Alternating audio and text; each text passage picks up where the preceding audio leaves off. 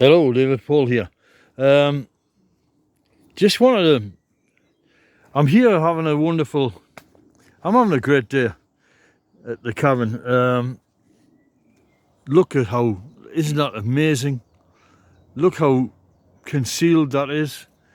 I'm living in my own little world here. This whole forest is just mine. Nobody comes here. Okay, so anyway, I was. It's a bit chilly, so I put a pullover on. To just take a bit off the cold, but it's not actually really cold. It just needs a pullover. And but on the night times it's getting a bit cold, despite the fact that we're heading into summer. For some reason we're passing through a little cold spell. Well, so I've had the fire on. Okay, but previously I used to saw wood by hand, and it was taking me forever, and everything was a battle, And then along came the wonderful tool company DeWalt. I started buying DeWalt tools for various things, and I hummed and hawed about the purchase of this thing for a while, but this thing cost me about, I don't know, like something like in the US about $200, about 180 quid here. And I started all this cutting trees down and splitting logs down the middle. Now it's not a petrol powered chainsaw, which I didn't want, because it's noisy and I have to be discreet. But I just wanted something that potentially one day I could be able to power from the sun, because I'm intending to power it up directly from solar power once I get enough power to run it. So that's going to take, it's going to take about 300 to 600 watts to do that, but we'll see if that can be done. But anyway, it's a very, very useful thing, and I cannot sing the praises of this thing too highly. This DeWalt 18 volt. 18 volt. I thought it was 20 volt. That's good. 18 volt electric chainsaw. You just clip in a battery here. This is a I think it's 2 amp or 2.5 amp hour battery goes in there, which is the lowest of the low. I burned through a couple of these in a day. Flattened 2 of the batteries. They charge my phone, which I use for radio running all day, watch some YouTube,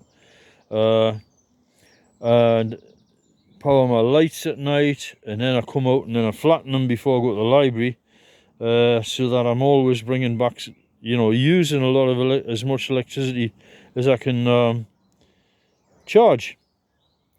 So at the minute I've run out of immediate jobs to do on the cabin, which involve the chainsaw. So what I'm doing now is I'm piling up some wood. So this is what you got to do. You've got to be constantly preparing, because what you don't want to do is find a night where you don't have any wood for the fire, and then you're cold. Because the 2 rules: do not get wet and do not get cold.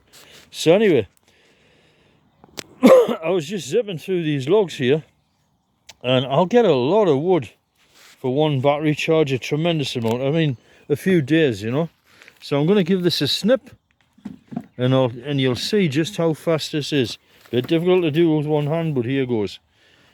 And they're quite safe, because they switch off quickly, these things, once you release the controls.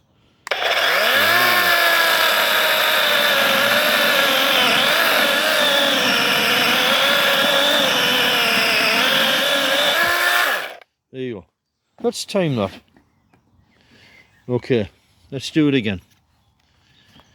Okay, on 40 seconds.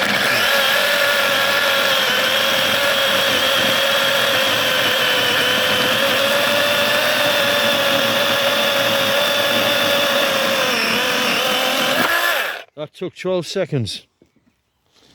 That's amazing, that. So there you go. So consider buying one of these. And the other thing, the other advantage is if you're out in the woods and you don't have gasoline, or what you can do, you can have a solar system that will charge this. So I say I want to run this directly from solar power, but you got to bear in mind this thing's going to need 600 watts to run it, but it's not going to take 600 watts to charge the battery, and you're not going to be running it all the time, so you don't really need 600 watts of real-time electricity. I would reckon you can get it. I've got a 30-watt panel. That's going to take a long time to charge a battery, but it would do it if you were just occasionally using a saw. But I'm just guessing, I've got to sit down and do the numbers. And when I go to the Philippines, that's going to be a totally new situation because there's a lot more solar power there and in Portugal.